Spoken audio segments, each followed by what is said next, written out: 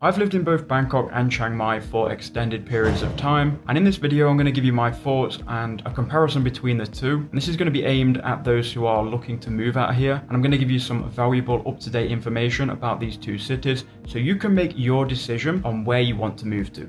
Because believe me, you can live completely different lives in both of the two different cities. So I'm going to break it down and cover everything that you would want to know if you're moving to one of these cities. So if you've been doing some research online about Thailand, these two cities will come up quite often. Also, Phuket will as well. If you're looking for city life, you've got Bangkok, you've got Chiang Mai. Now, Bangkok is obviously the capital city of Thailand, and then you've got Chiang Mai up in northern Thailand. There are very big differences between lifestyle, between cost, and I'm going to jump into that in this video and hopefully provide some value to you. So I'm going to start off with Bangkok because Bangkok is the capital city. It's probably the first city you will come to unless you're flying down straight to the beach and you're going to Phuket. Now, Bangkok is busy, but if you were to live there and if you were to set up essentially a life there, if you want to move there, maybe you're a young expat or you're a young digital nomad type that wants to work online, then you'd be able to live a comfortable lifestyle in Bangkok if you wanted convenience, if you wanted abundance of all things, right? Bangkok is a very hectic, a very chaotic city, but it is very convenient and you can have literally anything that you ever would want in Bangkok, right? For example, just a very niche example, like if I'm sitting on my computer at 2 a.m. and I want to order a pizza, or I want to order a packet of biscuits from the supermarket down the road, I can get on the Grab app, I can go ahead and order the food from the restaurant. I can also get the Grab driver to go ahead and order and to deliver a packet of biscuits if I wanted them at 2 a.m. So it's very convenient on that part. So there are a bunch of different apps and a bunch of different things that you can get instantly in Bangkok that you can't get in Chiang Mai. It is big city life, it is chaotic, it is crazy, and there is a lot of traffic, which we'll get into in a second. But right now we are on the good of Bangkok, and the first point goes to Bangkok. It is very convenient, not only to order food, not only for groceries, for laundry, for also getting around. Now, if you live near the BTS stop, which is the train that goes over the city, then you'll be able to essentially get to most places in Bangkok, right? Because you can go on the BTS, it's going to cost you next to nothing. You can then go 2 BTS stops down, 3 BTS stops down, however many you want. You can get off in the location, and the chances are you're then going to be in walking distance, or you can get on the back of a Grab bike or a motorbike taxi to take you to the next kind of like destination, right? Because the train is only going to go to the stop, and obviously you're going to need to go to wherever you're going. So you're probably going to have to get on the back of a bike. I'm going to get into that in a second because that is a con of Bangkok, to be honest. If you're someone that's young, if you're someone that's ambitious, if you want to live in a big city for the first time, then Bangkok is going to give you that big city feel. It definitely is multicultural. There's definitely a big mixing pot of people, definitely a bit gritty. It's a bit rough around the edges, but it is Bangkok, chaotic, and it definitely gives big city. And if you want to feel what it's like to live in a big capital city, then Bangkok is going to be for you. If you want to live the luxury lifestyle, you can also do that in Bangkok. There are more luxuries in close proximity of kind of like the general area. You can go ahead and get your luxury rooftops. You can have a Michelin star dinner. You can go and get fancy cocktails. You can go to nice bars. You can buy tables. You can buy booths. You can go and spend your money in the club. There's fancy dinners. There's a lot of things you can spend your money on. Mainly food and drinks, and nightlife is very big in Bangkok.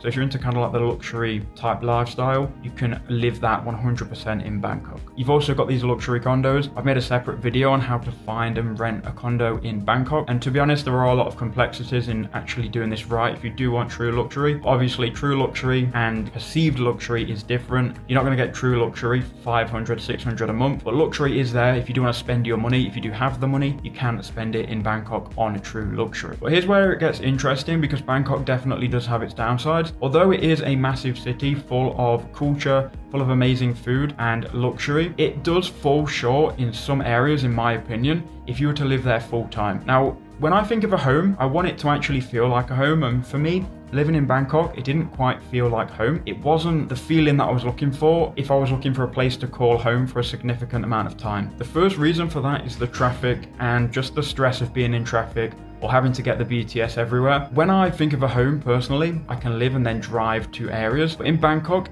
if you don't drive, you're in a bit of a pickle because you're gonna have to get the BTS, and then once you've got off on your BTS stop, you then need to get on the back of a motorbike to go to your next location. So if you want to go to a nice dinner and you go on the BTS, okay, you skip all of the traffic, but then after you've got off the BTS, you are going to have to either walk to your restaurant or get a motorbike taxi to the rest of the distance. It's a bit sketchy. It comes at its own advantages and disadvantages, but I've had a couple of dodgy experiences on the back of a grab bike, to be honest, and it's convenient, it's quick, but it does get a bit old when you actually live in Bangkok. Everywhere you want to go, you're going to have to get on the back of a bike, because if you get in the back of a grab car, you are going to get there a lot more safely, but it's going to take around 5 to 10 times longer, like especially in peak rush hour traffic. And I mean, you could say, well, then go ahead and buy a bike or rent a car, but still I think the traffic is insane in Bangkok. It is truly crazy traffic, especially if you're in Sukhumvit. You aren't getting anywhere unless you're taking the BTS. I've wrote this one down as well, but we've kind of covered it already. But that is, like, when I lived in Chiang Mai, I drove everywhere. I was on my bike, and just like nipping to the shop on your bike is severely underrated. If you don't have a bike, if you can't get around without calling taxis,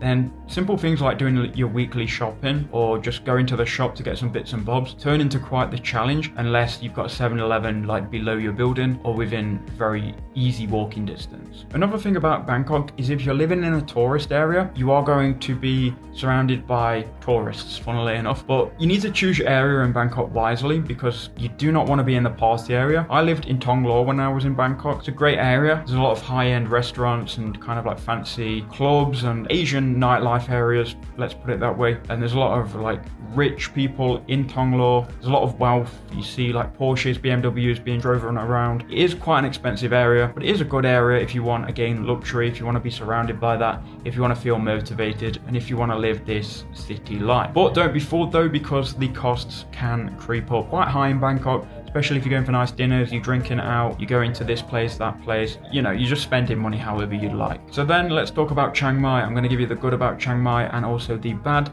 I'm in Chiang Mai right now, so that might give it away as to which city I prefer, but here is the good and the bad. Now online, you'll actually see loads of people always talk about Bangkok, but not that many people talk about Chiang Mai. But if you do Chiang Mai properly, you can actually have a 10x better lifestyle than Bangkok for 4 times cheaper. Right, so here's the good about Chiang Mai. The good about Chiang Mai, it is very cheap compared to Bangkok. In Chiang Mai, you can get low to mid-rise condos pretty much like half of the price off as to what they would be in like central Bangkok. Everything in Chiang Mai is cheaper than Bangkok. The food, the accommodation, the alcohol prices, the rooftop prices, kind of like the supermarkets, everything is cheaper and just everything is easier to kind of access because Chiang Mai is a lot smaller. And if you get a bike as well, you can pretty much go anywhere you want in Chiang Mai within 15 to 20 minutes. You cannot say the same thing about Bangkok. You live in Bangkok, you live in one area, and you kind of just stay in one area. But in Chiang Mai, you're free to literally go anywhere throughout the city, and you can get from one end to the other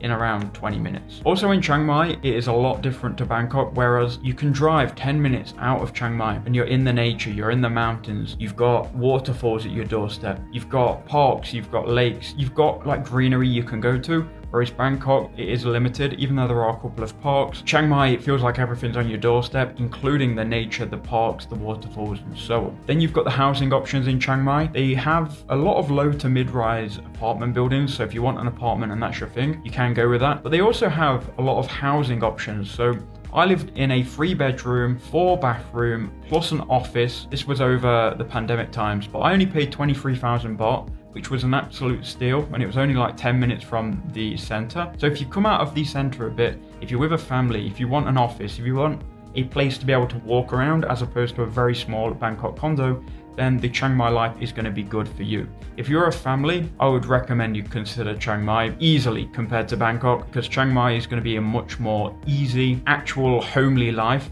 for you and your family, in my opinion. Because you're going to be able to rent a car, rent a bike, and you're going to be able to get around and actually live a normal life, right? As opposed to in Bangkok, you've got to use the BTS, the SkyTrain, grab bike, grab car, and it's just a bit too much in my opinion. Chiang Mai's also got like this small town feel, even though it is a big city, it's not actually that big. Like I said, you can get across it from one side to another between 15 to 20 minutes. Everyone kind of knows everyone in Chiang Mai. It is quite a small town. So that is actually a positive in my opinion. It means you can kind of form friendship groups quite easily in Chiang Mai, as opposed to Bangkok. There's kind of like a lot of everyone everywhere. The downsides though about Chiang Mai, the most common one, the one I'm going to be very honest about, is the air quality. January to about April, it is very bad. It's some of the worst air quality in the world. You can go on the AQA meter, you can go ahead and see it, and you can see all of the red blocks which represent red days, which is extremely unhealthy. You can see it outside my window right now. I can see the mountain because we're in a good season. We're in rainy season. But when it's smoky season, I'm like literally in view of the mountain, but I won't be able to see it at all because it's just covered by smog. So that is obviously a downside of Chiang Mai. If you care about your health, I would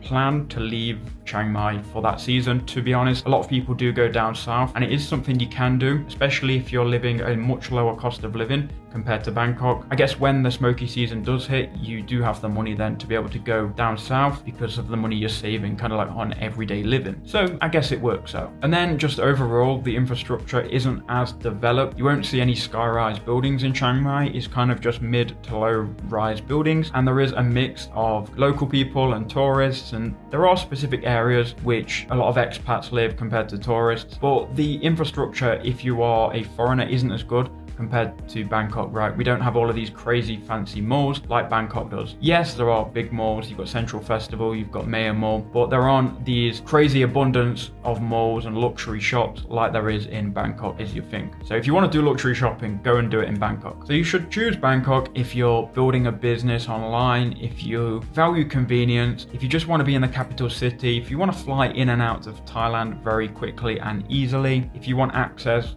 to good food, and yeah, if you want to be able to integrate into city life, then Bangkok is for you. If you want a more quiet life though, if you want a more chilled out life, if you maybe want to get a motorbike, or if you want to drive a car, if you want to actually be able to feel at home in a city and actually integrate, I think Chiang Mai is a lot better. Some people will criticize Chiang Mai and say like, oh, it's a bit too slow, it's a bit boring, there's nothing going on. I disagree with that because I want to live somewhere where I can get on with my own thing, I can get my own online work done, but I can then still drive to the gym, I can then still go eat in nice restaurants, I can go for drinks when I want. I don't personally love living in Bangkok because there's just so much traffic, and having to rely on grab bikes and BTS and like all of these different forms of transport when going out is just a bit of a deal breaker for me. To be honest, I just love driving my bike to the gym, going ahead and workout, driving back, you know, getting some work done, maybe going out for a meal at night. It just works a lot better in my opinion. So if you're wanting to live a more chilled out life, perhaps Chiang Mai is a lot better for you, and it is a lot cheaper. So if you don't have a lot of money to stretch